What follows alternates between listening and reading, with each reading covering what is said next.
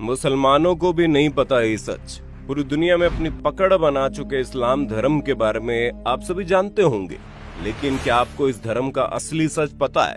क्या आपको ये मालूम है इस्लाम धर्म में की जाने वाली चीजें आखिर क्यों होती है? क्यों इस्लाम धर्म में लोगों को जलाया नहीं जाता बल्कि दफनाया जाता है? क्यों इस्लाम धर्म के लोग अधिकतर मांस खाते हैं?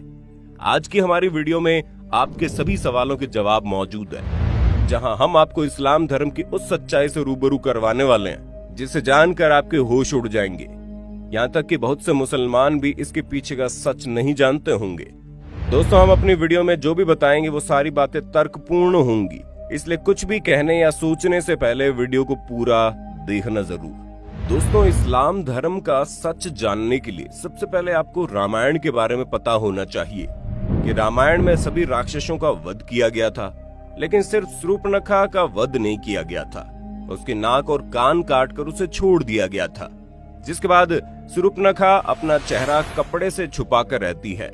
रावण की मृत्यु के बाद शूर्पणखा अपने पति के साथ शुक्राचार्य के पास गई और जंगल में उन्हीं के आश्रम में रहने लगी। राक्षसों का वंश खत्म ना हो, इसीलिए शुक्राचार्य ने शिव जी की आराधना की और शिव जी प्रकट हुए। शिव जी ने अपना स्वरूप शिवलिंग शुक्राचार्य को देकर कहा कि जिस दिन कोई हिंदू इस शिवलिंग पर गंगा जल चढ़ा देगा, उस दिन राक्षसों का नाश हो जाएगा। तब तक के लिए जो राक्षसों का वंश है वो इसी तरह चलता रहेगा। अब शुक्राचार्य चाहते थे कि कोई भी उस शिवलिंग तक ना पहुंचे और राक्षसों का वंश कभी खत्म न हो, इसलिए शुक्राचार्य ने डर की वजह से शिवलिंग को हिंदुओं से दूर रेगिस्तान में स्थापित कर दिया, जो आज अरब के मक्का मदीना में स्थित है। और इसलिए लोगों द्वारा कहा जाता है कि मक्का मदीना में एक शिवलिंग है जिस पर गंगा जल चढ़ाने पर पृथ्वी की पूरी कायापलट हो जाएगी। हालांकि सालों से कई सारे एक्सपर्ट इस बात से इनकार भी करते हैं, लेकिन अगर पौराणिक कथाओं की माने तो ये वही शिवलिंग है जिसे शुक्राचार्य ने हिंदुओं से बचाए रखने के लिए रेगिस्तान में छुपाया था। और इसी वजह से कोई भी हिंदू मक्का मदीना के अंदर प्रवेश नहीं कर सकता, क्योंकि अगर किसी हिंदू ने अंदर मौजूद शिवलिंग पर गंगा जल डाल दिया तो शूर्पणखा के वंशजों का विनाश हो जाएगा। शूर्पणखा जो आज उस समय अपना चेहरा ढककर रखती थी, वो परंपरा उसके वंशजों ने पूरी तरह निभाई।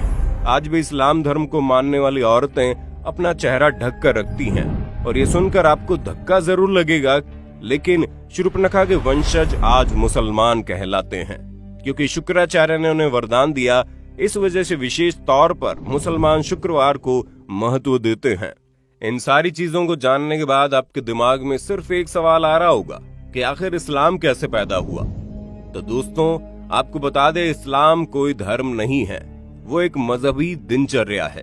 दोस्तों, वहाँ पर मजहब का मतलब होता है अपने कबीले के गिरोह को बढ़ाते चले जाना, यानी कि अपने कबीले में रहने वाले लोगों की संख्या को बढ़ाते रहना।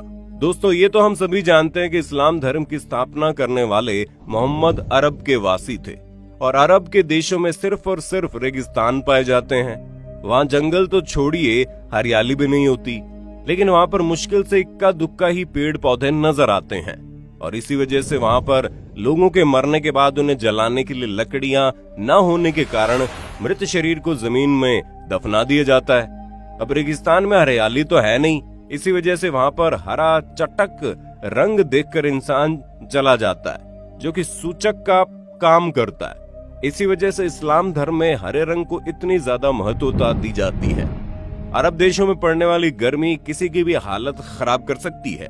वहाँ के लोग तेज धूप में रेगिस्तान में सफर करते थे, और इसी वजह से वहाँ पर लोग अपने सिर को ढकने के लिए टोपी पहनने लगे, ताकि धूप की गर्मी से वो लोग बीमार ना पड़े। और ये प्रथा आज भी चली आ रही है। जहाँ पर अरब के देशों में देखेंगे कैसे लोग अपने सिर पर कपड़ा बांध कर रखते हैं, ताकि धूप की गर्मी उन्हें नुकसान ना पहुँचा पाए। अरब के देशों में पानी की बहुत ही ज्यादा कमी देखने को मिलती थी। ऐसे में लिंग यानी मूत्र मार्ग को साफ करने में पानी खराब न हो, इसलिए वहाँ के लोग यानी कि इस मजहब के लोग अपना खतना करने लगे। दोस्तों, खतना जो प्राइवेट पार्ट होता है उसका आगे वाला हिस्सा काट दिया जाता है, और ये चीज अभी तक चलती आ रही है। सब लोग एक ही कबीले में खाना बदोश होते थे, इसलिए आपस में भाई बहन की निकाह कर देते थे। उन्हें शादी करने के लिए कहीं दूर रिश्ता ढूंढने की जरूरत नहीं होती थी, पर हाँ, वो लोग शादी करने से पहले इस बात का जरूर ध्यान देते थे कि जिसके साथ वो शादी कर रहे हैं वो उसका सगा भाई या बहन ना हो, अगर कोई चाचा या मामा वगैरह का लड़का या लड़की है तो उसके साथ ये लोग आराम से शादी कर देते थे। बस शर्त ये होती थी कि जिस शख्स से इस्लाम धर्म में शादी होती थी उसका जन्म आपकी माँ की कोख से न हुआ हो। अब अगर बात की जाए खान पान की, तो आप जानते ही हैं कि अरब के देशों में रेगिस्तान के अलावा आपको और कुछ देखने को नहीं मिलेगा। वहाँ खेती बाड़ी करना या फिर फलों को उगाकर खाना असंभव था। इसी वजह से वहाँ के लोग जानवरों को मार कर अपना भोजन बनाते थे और वही परंपरा आज तक चली आ रही है। भले ही आज हर जगह गेहूं, चावल, फल फ्रूट पहुंच सकते हैं, लेकिन फिर भी इस्लाम धर्म के ज्यादातर लोग पुराने समय की तरह ही जानवरों को मारकर खाना पसंद करते हैं। हालांकि पहले के समय में लोगों को ये पता था कि किसी भी जीव को मारना अच्छी बात नहीं होती, इसलिए वो अपनी भूख मिटाने के लिए जिस किसी भी जानवर को मारते थे उसे कुर्बानी का नाम दे देते थे। और जब जानवर की कुर्बानी की जाती थी तो उस वक्त अल्लाह को याद कर लिया जाता था, ताकि जानवर की मौत का जो पाप है वो उनके सिर पर ना चढ़े। ये चीज धीरे धीरे बढ़ती गई और एक प्रथा में बदल गई और अब तो इसे दुनिया भर में त्योहार की तरह मनाते हैं, जहाँ जानवरों की कुर्बानी करके लोग उसे खाते हैं। वैसे आज लोग इन सारी चीजों के बारे में नहीं सोचते और किसी भी जानवर को खाने में बिल्कुल भी संकोच नहीं करते। अब ये बात तो आप अच्छे से जानते हैं कि रेगिस्तानी इलाके में मूर्ति वगैरह को बनाने के लिए मिट्टी नहीं मिलती, इसलिए जिसकी वजह से इन्होंने मूर्ति पूजा को अपने कबीले से यानी अपने मजहब से खारिज कर दिया। कबीले को एक जगह से दूसरी जगह लगातार आना जाना रहता है, इसलिए वो लोग कम बर्तन रखते थे और एक ही थाली में 4-5 लोग बैठकर खा लेते थे। मुसलमानों के कबीलों की संख्या को अधिक से अधिक बढ़ाया जा सके, इसलिए कबीले में एक आदमी को 4 शादियां करने की इजाजत थी। अब अगर इन सारी बातों पर गौर किया जाए तो इससे ये चीज साफ होती है कि इस्लाम कोई धर्म नहीं है बल्कि कबीला है, जिसे सिर्फ जनसंख्या को बढ़ाने के लिए बनाया गया है। और इसके जो नियम है वो उनके सिद्धांत नहीं बल्कि इनकी दिनचर्या है। जिस तरह वातावरण इन्हें मिला उस हिसाब से इन लोगों ने जीना शुरू कर दिया और आज भी वातावरण और आसपास का माहौल बदलने के बावजूद ये लोग उसी तरह से अपनी जिंदगी बिता रहे हैं। दोस्तों, हमने आपको इस्लाम से जुड़ी जितने भी बातें बताई है वो सारी सच्ची है, तभी तो आज इस्लाम धर्म को मानने वाले लोगों की जनसंख्या लगातार बढ़ती जा रही है, जिस पर चाहकर भी कोई रोक नहीं लगा सकता। और जिस हिसाब से मुसलमानों की संख्या बढ़ती जा रही है उसे देखते हुए ये कहना गलत नहीं है कि आने वाले कुछ ही सालों में दुनिया में सबसे ज्यादा मुसलमानों की आबादी देखने को मिलेगी। अब हमारे बहुत से मुसलमान भाई बहनों को ये सारी बातें सुनकर बुरी लग रही होंगी, हम उनके धर्म को इस तरह से कह रहे हैं, पर दोस्तों हमारा इरादा किसी भी धर्म को ठेस पहुंचाना नहीं है, बल्कि हम तो आपके सामने कुछ ऐसे फैक्ट्स रख रहे हैं जो पूरी तरह से लॉजिकल है। और अगर आप उस पर गौर करेंगे तो आपको समझ में आएगा कि हम जो कह रहे हैं वो वाकई में सच हो सकता है।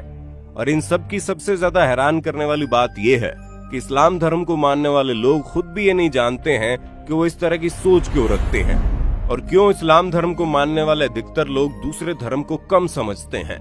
हम ऐसा नहीं कह रहे कि मुसलमान लोग ही अपने धर्म को ऊंचा रखते हैं और बाकी लोग अपने धर्म पर ध्यान नहीं देते, बल्कि हिंदू से लेकर सिख और ईसाई तक हर धर्म के लोग अपने धर्म को महत्व देते हैं।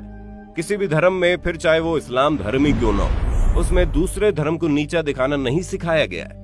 लेकिन फिर भी मजहब के नाम पर दंगे होते हैं, जबकि चाहे हिंदू हो या मुसलमान, किसी को भी ये नहीं पता कि उनकी शुरुआत कहाँ से हुई और जो सिद्धांत और नियम कानून वो सीख रहे हैं वो किसने बनाए और किस लिए बनाए। लोग तो सिर्फ आंख बंद करके अंधों की तरह उन्हें मानते जा रहे हैं, परंतु उसके पीछे का सच किसी को नहीं पता।